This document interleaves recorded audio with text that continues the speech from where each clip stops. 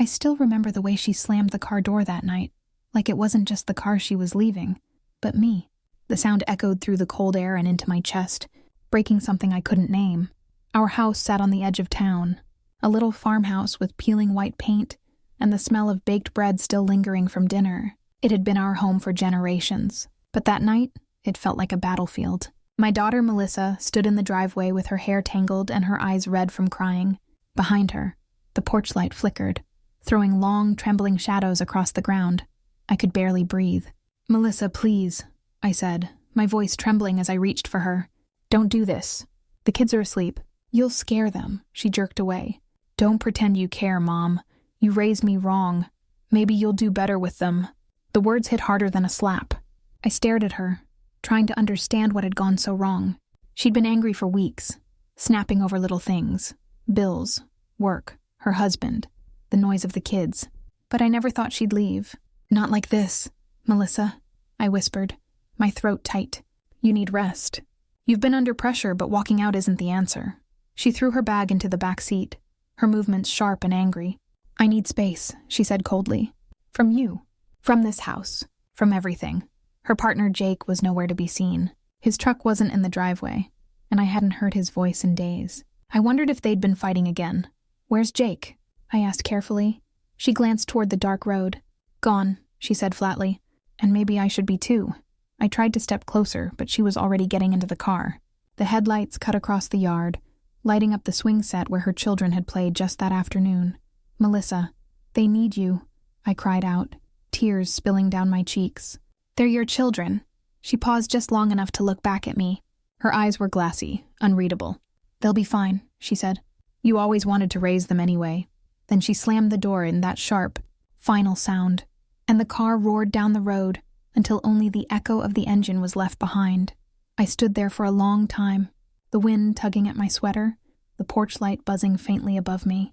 In the silence that followed, all I could hear were the faint cries of my youngest grandchild waking up inside. When I went back into the house, the living room looked the same. Toys scattered on the rug, cartoons still paused on the TV, but it felt empty, hollow. I tucked each child back into bed, whispering promises I wasn't sure I could keep. "Mommy just needed a little time," I told them softly. "She'll be back soon." But even as I said it, I didn't believe it. Days passed, then weeks. There was no call, no message. Jake's phone was disconnected. Her friends hadn't seen her. A neighbor mentioned seeing their car speeding down the old highway late that night, luggage piled in the back seat. My heart sank. I went to the police station, my hands shaking as I handed them a photo. "She's my daughter," I told the officer. "She left 4 children behind. Please, can you help me find her?" The young officer glanced at the picture, then at me. "Ma'am, from what you're describing, she left voluntarily. Adults have the right to do that. But she's not just an adult," I insisted. "She's a mother." He sighed, already looking at the next file. "We'll file it, but unless there's foul play, there's not much we can do." I left the station feeling smaller than I'd ever felt in my life. That night, I sat at the kitchen table, staring at the empty chair across from me. It had been hers once. Now it was just space. The children kept asking questions I couldn't answer. "When is Mommy coming home, Grandma? Why doesn't she call? Did we do something bad?" Each question felt like a knife. I'd smile through it, pretending to be strong, pretending to know things I didn't. But when they were asleep, I cried into my hands until the tears stopped coming.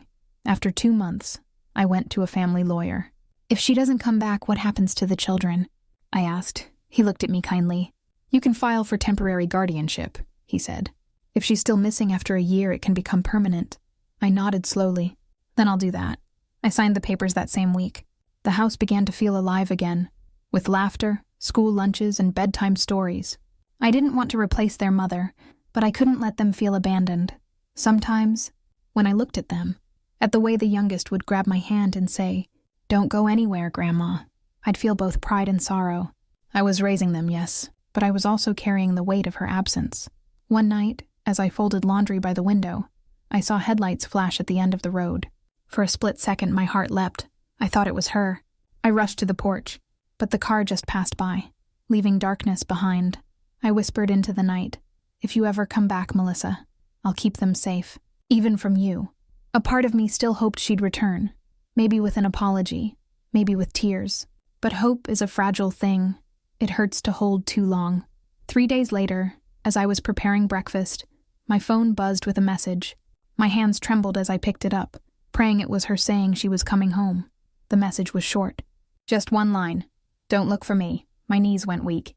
I sank into a chair, reading it over and over, feeling my chest tighten with every word. Don't look for me. It wasn't just a goodbye. It was a command. A final wall between us. That night I deleted her contact. Not because I stopped loving her, but because I had to survive for the ones she left behind. Still, every time the wind rattled that old screen door, I couldn't help but wonder if it was her, coming back to finish the sentence she never said. 13 birthdays, 13 candles, not a single call. That's how long it had been since Melissa drove away. 13 years, a lifetime for her children, a slow ache for me. The seasons changed, school years passed, and the house grew older, but it never lost its warmth. Every wall was covered in drawings, report cards, and photos of smiling faces. Theirs, not hers. The kids grew up calling me Mom. I never told them to. It just happened naturally, quietly. The first time little Noah said it, he was only 4. I'd been tucking him into bed when he whispered, "Good night, Mom." I froze for a second, then kissed his forehead and said it back. I cried myself to sleep that night, torn between pride and heartbreak. My life became a rhythm. Breakfast at 7, school drop-offs, part-time work at the local library, dinners at the same old wooden table. I poured everything I had into them. Patience, laughter, stability. They didn't need to know the full story yet. They just needed to feel safe. But time has a way of making you remember what you'd rather forget. Sometimes, late at night, I'd find myself wondering where Melissa had gone. The police had long closed the file. Voluntary disappearance, they said. I'd accepted that. Or I thought I had. Until one afternoon, everything changed. It was a quiet Sunday. I was in the kitchen flipping through Facebook on my old tablet when I saw her face. Melissa. My breath caught in my throat. She looked different. Her hair was shorter, styled. Her skin glowed. She was smiling. A wide, confident smile I hadn't seen in years. And beside her stood a man in an expensive suit, his arm around her waist. Behind them, a luxury car gleamed like silver glass. The caption read, "New beginnings. Grateful for love and success." My hands trembled as I clicked on his profile. His name was Victor Hale. The photos showed yachts, parties, champagne. But the more I looked, the more I noticed the shadows. Comments about investigations, missing funds, and connections overseas. I felt sick. For a moment, I thought about calling the kids into the room, showing them the proof that their mother was alive, thriving. But I couldn't, not yet. What would I say? That the woman who abandoned them had traded them for luxury? That she'd built a new life without a single thought for them? No, I couldn't destroy their peace with that truth. I printed the photo and tucked it into a folder in my desk drawer. A secret for another time. That night at dinner, the kids, now teenagers, laughed about school gossip. Noah was taller than me now, all broad shoulders and gentle eyes. Emily was 16, smart and fierce, just like her mother had been at that age. She looked across the table suddenly and asked, "Grandma, why didn't Mom ever come back?" The room went quiet. The clinking of forks stopped. I looked into her eyes, curious, searching, and saw the question that had lingered all these years. I took a deep breath. "Because sometimes," I said softly, "people don't know how to love right." Emily frowned. "But she could have tried." "Yes," I whispered, my heart heavy. She could have. Later, after they'd gone to bed, I stood by the window, staring into the darkness. The night air was still, but something inside me shifted. For the first time in years, I wasn't just sad. I was afraid. What if she came back? What if that woman in the picture decided she wanted her old life again? Or worse, her children? I shook the thought away, closing the curtains. Still, I couldn't shake the feeling that the past had just taken a deep breath, waiting to return. Days turned into weeks. The printed photo stayed hidden in my drawer, but I found myself glancing at it whenever I opened the desk. Melissa's face, calm, distant, unreadable, stared back at me, and I wondered if she ever thought of us, of them, of me. One rainy afternoon, as I folded laundry and the kids joked in the next room, the doorbell rang. The sound was sharp, unexpected. I wiped my hands and walked to the door. No one stood outside. Just a plain white envelope on the mat, soaked at the corners. It was addressed to me, Evelyn Grant. I frowned, bringing it inside. My name was written in neat, unfamiliar handwriting. I tore it open carefully, my stomach tightening with each second. Inside was a letter from a law firm in another state. The words blurred as I read, "Dear Mrs. Grant, we represent your daughter Melissa Hale in a matter of legal and custodial importance regarding her 4 children." My hands went cold. The paper trembled in my grip. 13 years of silence. And now this. Somewhere out there, Melissa was alive, rich, and suddenly remembering the family she'd left behind. I stood frozen in the kitchen, rain tapping against the window like impatient fingers. And in that moment, I realized silence wasn't the end of our story. It was the calm before the storm. The letter called me a kidnapper. That one line sat like ice in Evelyn's chest as she read it over and over again. Her hands trembled so violently that the paper shook. Kidnapper. The word didn't belong to her world. It belonged to monsters on the news. Not to a grandmother who had spent 13 years cooking breakfasts, braiding hair, packing school lunches, and praying through nights of fever. Outside, the neighborhood that once felt like sanctuary now pulsed with flashing red and blue. Police cars lined the cracked driveway. Curious faces peeked from behind curtains as officers crossed the yard. The house, the same one that had once echoed with laughter, suddenly felt small, suffocating. Evelyn's granddaughter, Lena, stood by the stairwell clutching her younger brother. "Grandma," she whispered, her voice breaking. "Are they taking us away?" Evelyn knelt, cupping the girl's tear-streaked face. "No one's taking you, sweetheart. Not while I'm breathing." But even as she said it, she could feel the lie in her throat. 2 officers entered, polite but cold, asking her to sit down. One unfolded papers on the table, legal documents stamped and signed. "Ms. Evelyn Carter," he began formally, "you are under investigation following an accusation of unlawful custody and concealment of minors filed by Melissa Carter." The name hit her like a slap. After all these years, the silence, the emptiness, the unanswered birthdays, now she wanted them back. By evening, social services had arrived. 2 officials walked through the home with clipboards, asking questions, inspecting rooms. Evelyn followed them silently, her dignity stripped away piece by piece. "Who's responsible for their schooling?" "I am." "Medical care?" "I've kept every record." "Did you have written consent from their biological mother?" "No, she left." There was nothing to sign. The younger social worker, Ms. Daniels, paused, her tone softening. "It's not always about paperwork, Mrs. Carter. It's about intent." Evelyn met her eyes, worn, kind eyes that had seen too many fractured families. "Then you'll see mine was to heal what she broke." Ms. Daniels nodded but added quietly, "The court will have to see it too." When the officials finally left, Evelyn sat in the living room surrounded by silence. The photo of Melissa, the one she had printed but hidden weeks ago, now felt like poison burning in the drawer. She took it out. Melissa, smiling in a silk dress beside a man with slicked back hair and a watch worth more than Evelyn's house. The caption beneath, "New beginnings, new beginnings," Evelyn thought bitterly. 13 years without a word, and this is her beginning? She turned on the lamp and began pulling out folders from an old metal box. School records, doctor visits, tax forms, even old emails from social workers who had helped when Melissa vanished. Every piece of paper told the same story, not of kidnapping, but of survival. As she stacked them neatly, she whispered to herself, "If raising abandoned children is a crime, then I'm guilty." The next morning, 2 more cars appeared. Neighbors watched as reporters emerged, cameras ready. Melissa had arrived, in person. She stepped out of a shiny SUV in heels too high for the gravel driveway. The man from the Facebook photo was beside her, holding her elbow like they were walking into a gala, not a war. Cameras clicked. Evelyn froze at the window, heart pounding. She hadn't seen her daughter in over a decade. Time had changed her, polished her, hardened her. Melissa looked like a stranger wearing her child's face. When Evelyn opened the door, the world exploded with flashes. A reporter shouted, "Melissa, do you believe your mother stole your kids?" Melissa smiled for the cameras, tears glistening just enough. "Yes," she said softly, "but I forgive her. She didn't know better." Evelyn's breath caught. "Forgive her?" Lena stepped into the doorway behind her. "Mom," she whispered. Her voice cracked. Confusion, recognition, fear. Melissa turned, her eyes wide as if seeing a ghost. "Baby," she said, reaching out, but Lena flinched back, hiding behind Evelyn's skirt. The crowd gasped. Melissa's expression hardened instantly. "See?" she said, loud enough for the cameras. "She's brainwashed them." Evelyn felt her knees weaken.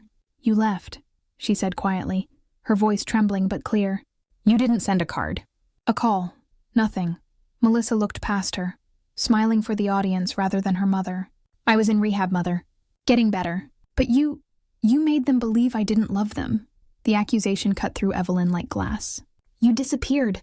You chose to forget them." The man beside Melissa stepped forward, smirking. "That's enough, ma'am. My client has rights. You'll hear from us in court." That night, after the reporters left and the yard was quiet again, Evelyn sat in the dark living room. The laughter that once filled this home was gone. Even the walls seemed to sag under the weight of shame. Lena crept beside her. "Grandma," she whispered, "what happens now?" Evelyn pulled her close, pressing a kiss to her forehead. "Now," she said softly, "we fight." She didn't mean with fists. She meant with truth, with every shred of love that had built this family from ashes. But still, fear coiled in her gut like a living thing. For the first time in years, Evelyn wasn't sure she could protect them from what was coming, and as the wind rattled the window, a shadow passed over the porch, a silhouette watching from the dark, unseen by either of them. When Evelyn opened the door the next morning, an envelope lay on the step, thick, white, stamped with gold lettering. It read, "Notice of custody hearing, Carter versus Carter. She called me a thief in front of my grandchildren." Evelyn had imagined a lot of painful things in her life, but not this. Not standing under the flicker of fluorescent lights in a family courtroom, her hands clenched around a handkerchief, while her own daughter pointed at her across the room and spat the word thief. The courtroom smelled of coffee, paper, and fear. Reporters hovered outside like vultures, waiting for a tear, a gasp, a headline. The judge sat high above, expression unreadable, the sound of his gavel earlier still echoing in Evelyn's chest. Across the aisle, Melissa sat in a neat cream suit, pearls glinting under the harsh lights. Her makeup was flawless. So were her tears. "Your Honor," Melissa's voice trembled perfectly. "I lost 13 years of my life, 13 years without my children. I was sick. I was recovering. But my mother kept them from me. She hid them. She told them lies about who I was."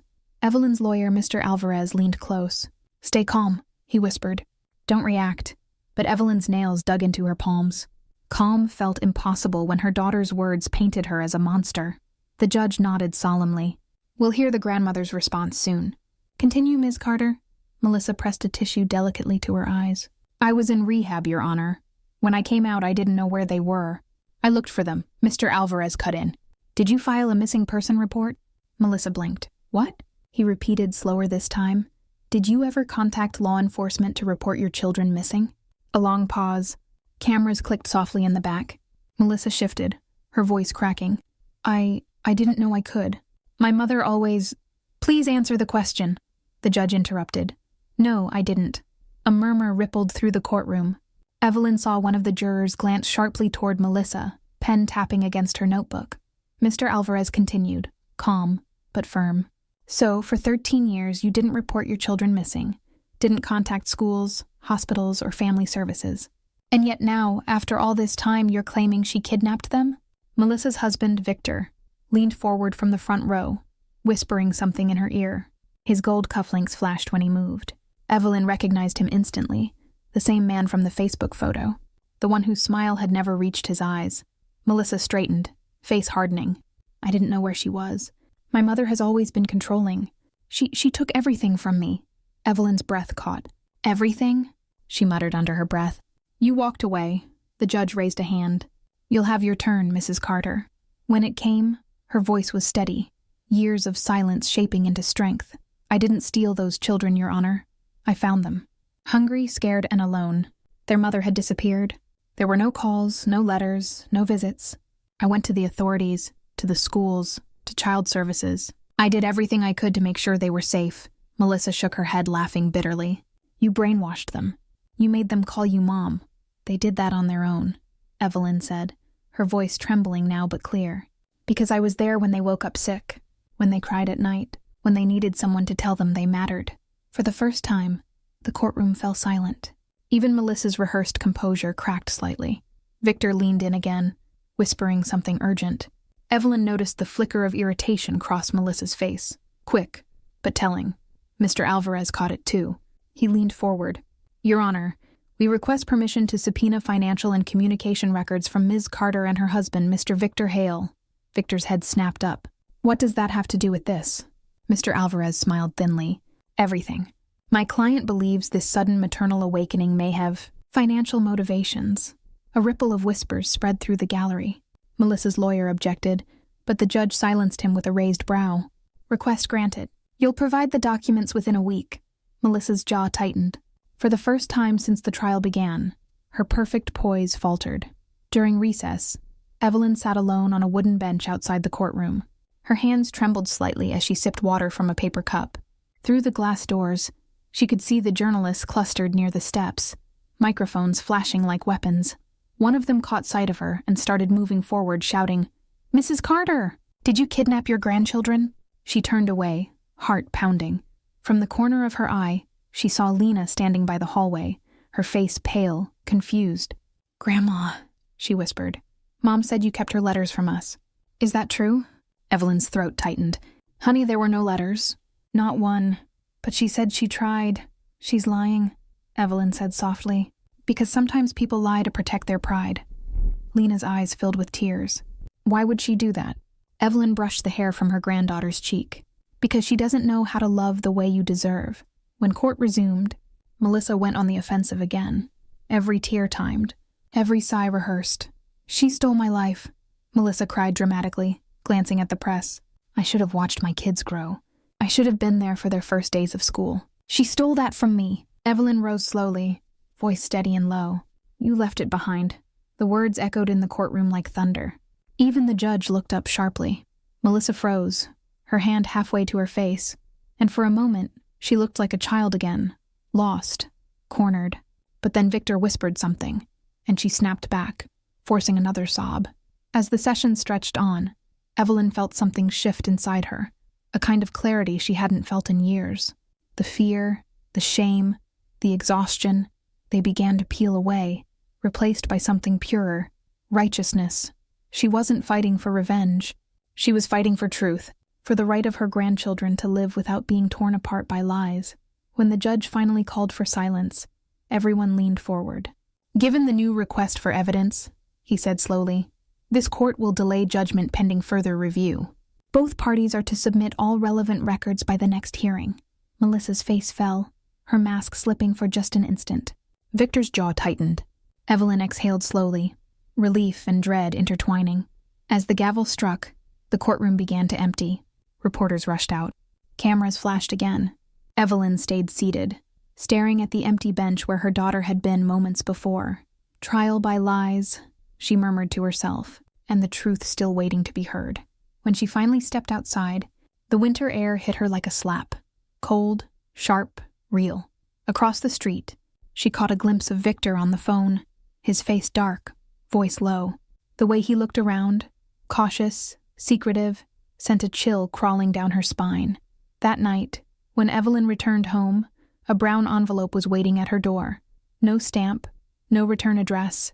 Inside was a single photograph, Melissa and Victor, standing beside a man she didn't recognize. A man in a dark suit, shaking Victor's hand. On the back, written in red ink, "They're not who you think they are. I didn't find the truth. It found me." It came wrapped in silence, buried deep inside dusty boxes I hadn't touched in years. That night I couldn't sleep, not after seeing that photograph.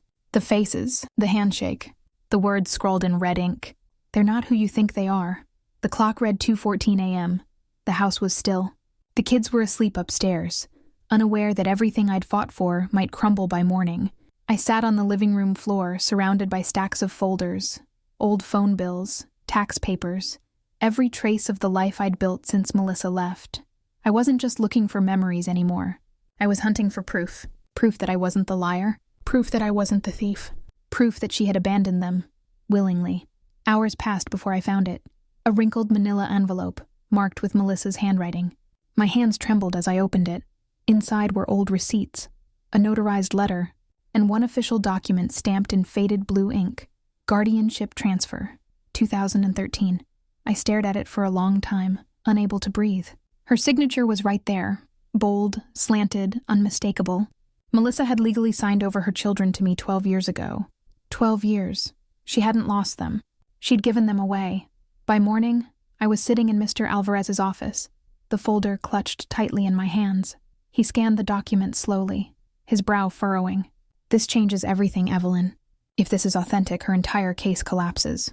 "It is authentic," I said firmly. "I remember that day.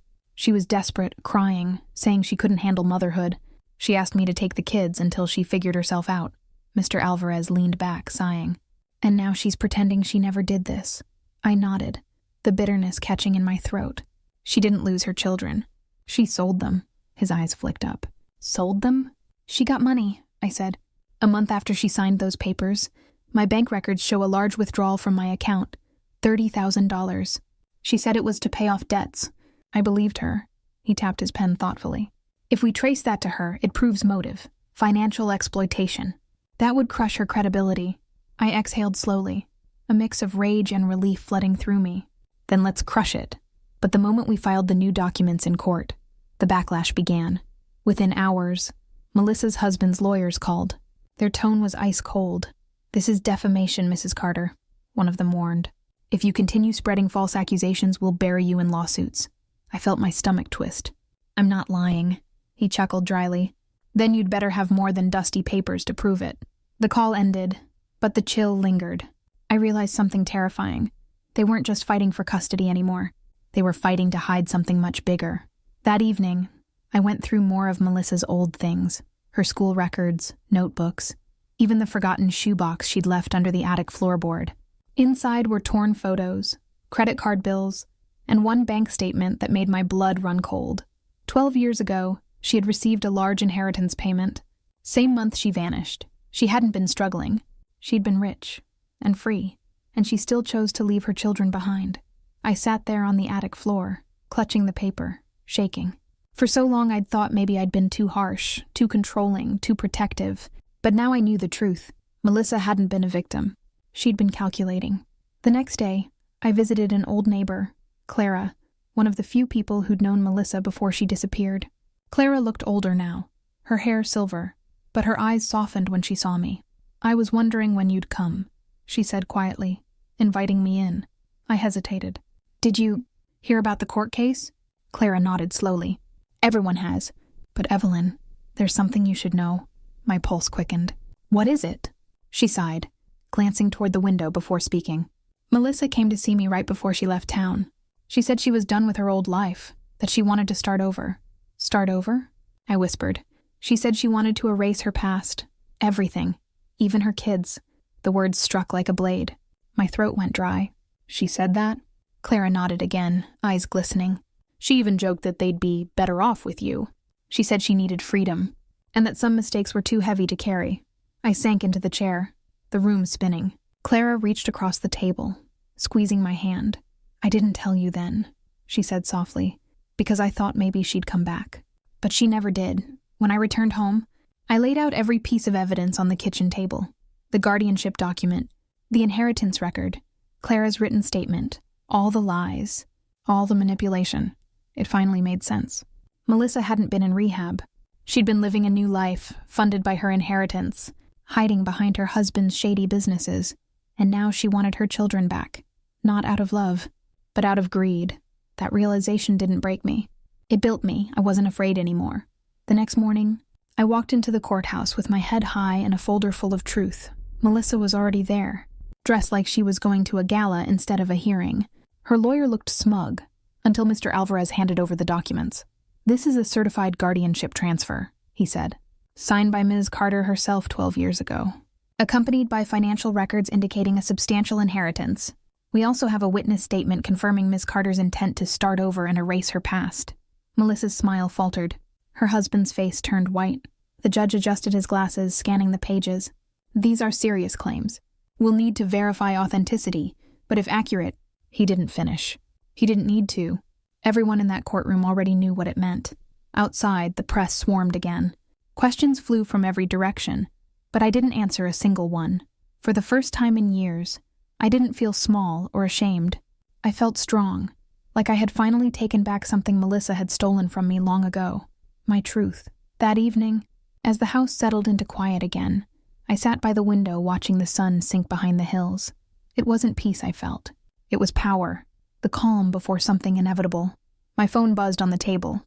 It was a text from Mr. Alvarez. You won, Evelyn. They're cornered, but there's something strange. Victor's accounts were emptied this afternoon. I frowned. Emptied? Yes. Every cent. He disappeared. My heart skipped a beat. I turned toward the window, and for a moment, I could have sworn I saw headlights down the road, stopping just long enough for a figure to step out and look toward my house.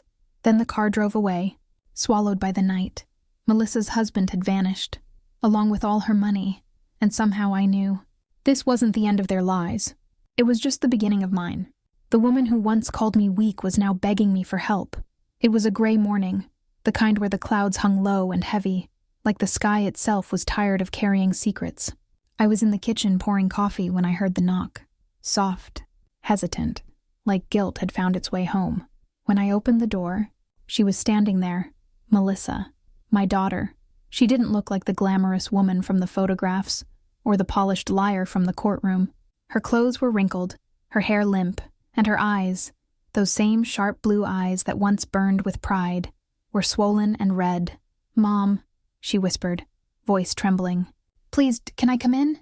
For a moment I just stood there, gripping the doorframe. 13 years of silence, then months of public humiliation, lies, and court hearings. And now she was here, shivering like a lost child. Behind her, a reporter's car idled down the street, its camera pointed in our direction. I stepped aside just enough for her to enter. 5 minutes, I said. No more. She walked in slowly, eyes darting around the house. The same house she'd once stormed out of, the same walls that had watched her children grow. She ran her hand along the table, as if touching something she thought she'd already lost. I didn't know where else to go, she said finally, sitting down. Victor's gone. He emptied our accounts. The police are investigating him, and me. I stayed standing. Fraud? She nodded. And tax evasion. They think I helped him. Did you? Her eyes flickered up at me. I didn't know what he was doing. He said he needed me to sign some business forms. You thought you'd married into safety. I cut in quietly. But you didn't check what you were signing. She looked down, silent. I studied her. This woman who had once been my daughter, now a stranger built on excuses. You destroyed my name, Melissa. You dragged me through court. You tried to take the only family I had left. Tears welled up again. I was scared. Victor said if I didn't fight for the kids, he'd leave me. He said he needed them for the inheritance. My stomach turned. So you used them, her voice cracked. I didn't know what else to do. That's your pattern, I said. You never know what else to do, until someone else pays for your mistakes. She pressed her palms against her eyes, sobbing quietly. Mom, please. I have nowhere to go. No money, no home. I just need time to fix this. I felt the words hit something deep in me, but it wasn't pity. It was the echo of every time I'd begged her to stay, and she'd walked away. I'm still your daughter, she whispered. I stepped closer, my voice steady. And I'm still their mother. Her head snapped up, eyes wide. You can't mean that. I do, I said. You made me be. The day you drove away, you handed me that role. You didn't lose your children, Melissa. You abandoned them. I've kept them safe, fed and loved for 13 years. And I won't risk that peace again. She stood suddenly, voice sharp. So that's it? You'll just let me rot? No, I said softly. I'll let you live with your choices. She stared at me for a long time, her expression twisting between anger and disbelief. Then her shoulders sagged and she turned toward the door. At the threshold, she stopped. You think you're strong now, she said bitterly. But you'll die alone, you know that? I looked her straight in the eye. Better alone than surrounded by lies. She didn't answer. She just walked out into the cold, pulling her coat tighter around her as the rain began to fall. I watched her go, the daughter I once held, the woman I no longer knew, until she disappeared down the road. That night, I sat with my lawyer again. The court date was set for final review. Mr. Alvarez laid out the papers on the table. If we finalize this, he said, you'll have permanent guardianship. No more appeals, no more uncertainty. The children will be legally yours, forever. I nodded, fingers brushing the edge of the document. Do it, I said. He looked up, studying me for a moment. You sure you don't want to give her another chance? I smiled faintly.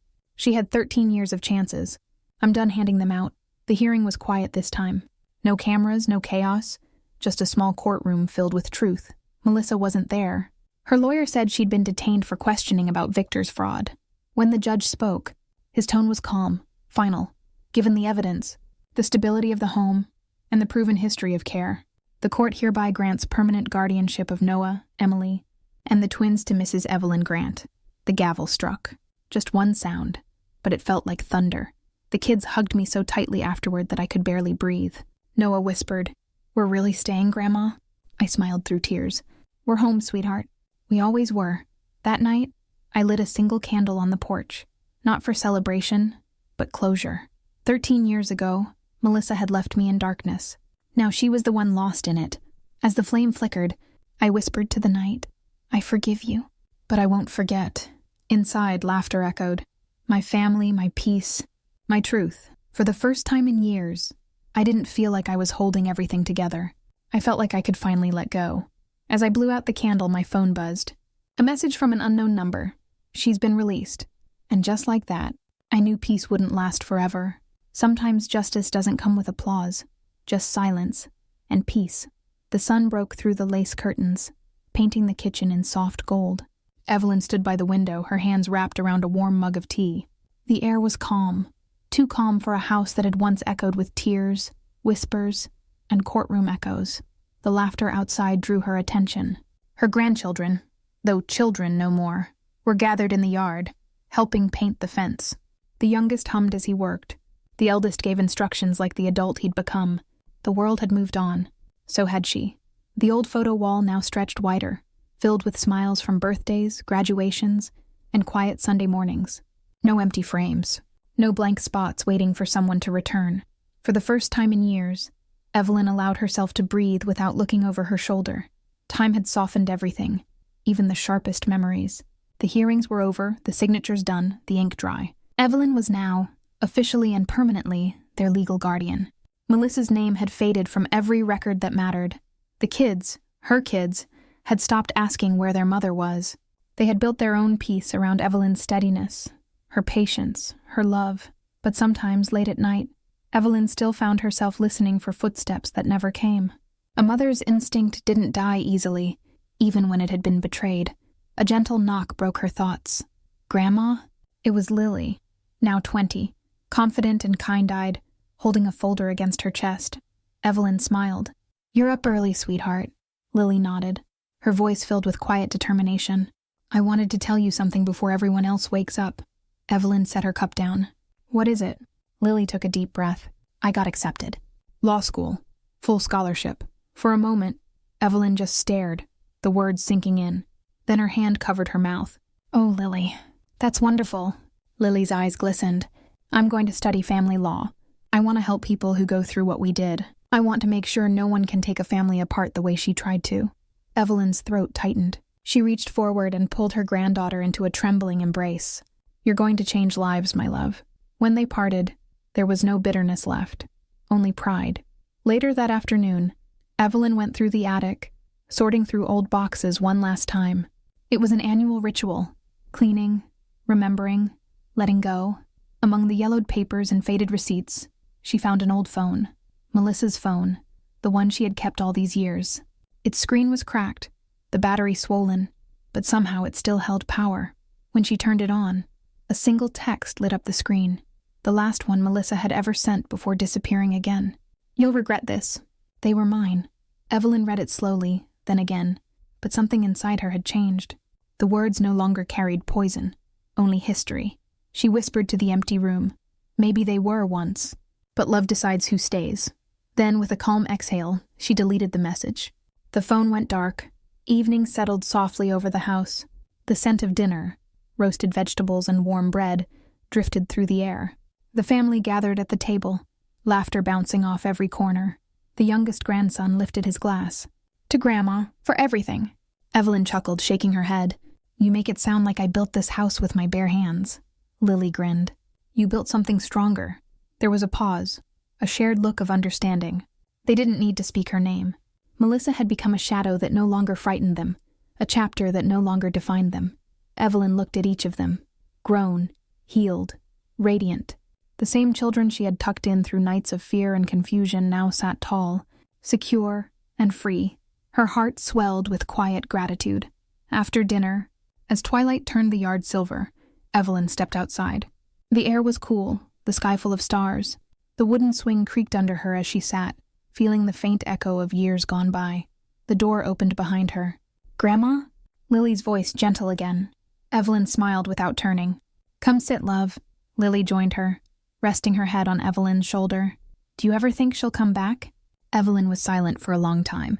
Then she said softly, "No, I think she's already gone, long before she ever left." Lily nodded, eyes heavy with peace. "You saved us, Grandma." Evelyn smiled, her voice low and steady. "No, love. We saved each other." The crickets sang, and the world seemed to breathe with them. Years of fear, of courtrooms and lawyers, of whispers and accusations, all of it now belonged to the past. What remained was this: a family built not by blood, but by choice. Evelyn looked at the stars one last time before going inside. Her voice, soft but certain, carried into the night. Family isn't who stays by blood. It's who stays by choice. And for the first time in 13 long years, Evelyn felt truly, entirely home. If this story touched your heart, don't forget to subscribe, like, and share your thoughts below. Because sometimes, the truth we hide is the one that deserves to be heard the most.